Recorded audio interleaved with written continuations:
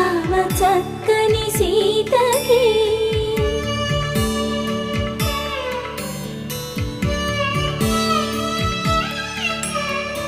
ఎర్ర జాబిలి చేయి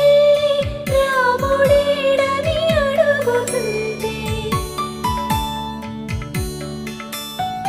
చూడలేదని పెదవి చెప్పే చెప్పలేమని కనులు చెప్పే నల్ల పూసై